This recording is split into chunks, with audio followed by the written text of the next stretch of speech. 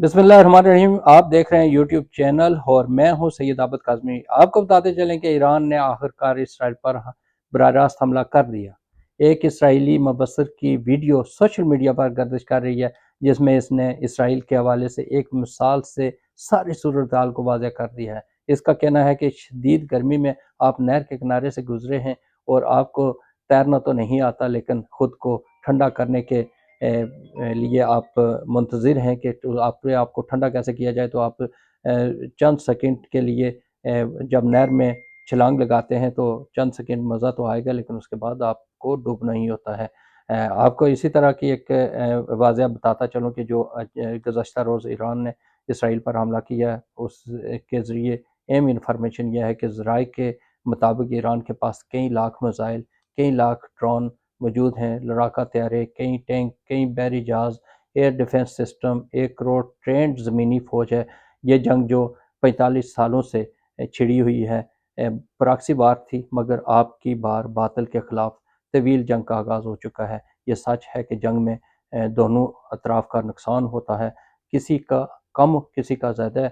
Iran इस्लामी इक़्तिदार को मलूज़ ख़ातिर रखते हुए आम लोगों को निशाना नहीं बनाएगा, और शायद इसी लिए लोगों को इसराइल का नुकसान कम लगेगा, मगर इसराइल और इसके इत्तेहादी ईरान के शहरों और तस्नीबात को निशाना बना सकते हैं। ईरान का नुकसान आम लोगों को ज़्यादा लगेगा, मगर आखिर में फ़तह हक़ की होनी है। इमाम महदी अलैहिस्सलाम का ज़हूर इसी सिलसिले की कड़ी है। यमन और खुरासान से अफ़वाज ने इमाम महदी अलैहिस्सलाम की फ़ौज बनकर निकलना है। सब फ़िरके तअस्सुब दूर करके मुत्तहिद हो जाएं और अब वक्त शहादत है आया का नारा लगाते हुए हर किस्म की मदद करें, इख्तिलाफात बुला दें। सुपर ताकत ला इलाहा इल्लल्लाह। ईरान के इसराइल पर हमला करने के बाद ईरानी सदर इब्राहिम रईसी ने दो टोक मौक़िफ़ अपनाते हुए कहा कि वक्त गुजर गया, अब हम तकरीबन 60 लाख गैरों को 2 अरब से ज़्यादा मुसलमानों पर हुकूमत नहीं करने देंगे। ईरान ने इसराइल को मुकम्मल तबाह करने के लिए ऐलान जंग के बाद तबाही की घंटी बजा दी। मौत आनी है, आज नहीं कल, पीछे नहीं हटेंगे, आज से कफन बांध लिया है। हमारे फौजी अलर्ट हैं, दौरान जंग किसी किस्म के कोई मुज़ाकरात नहीं करेंगे। जिसने मुखालफत करनी है सामने आ जाए। जंगें अमूमन आम इंसानों के लिए वबाल जान बनती हैं, सबसे ज़्यादा आम शहरी मुतासर होते हैं।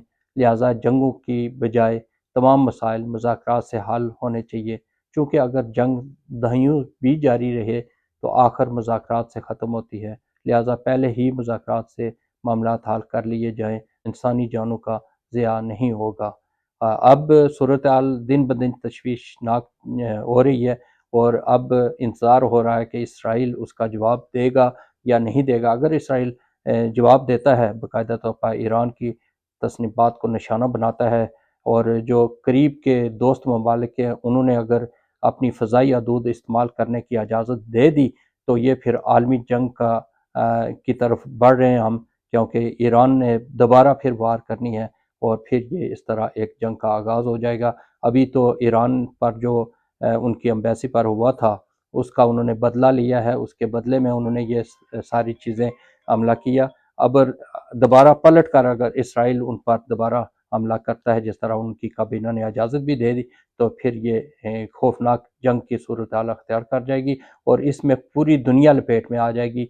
कोई ये ना सोचे कि वो दोनों मुल्क लड़ेंगे, वो तबाह होंगे, नहीं, हर जगह इसका असर पहुँचेगा और पूरी दुनिया में ये फैल जाएगी, क्योंकि अब वो टाइम रहा नहीं जिस तरह जंग अज़ीम दूम थी और पहली जंग थी। अब ये जो आलमी जंग शुरू होगी, इसने पूरी दुनिया को अपनी लपेट में लेना है। इस वजह से तमाम को, जितने भी लोग हैं जो आलमी ताकतें हैं, उनको ये सोचना चाहिए कि इसके मुज़ाकरात की तरफ जाएँ, जंग से बचें।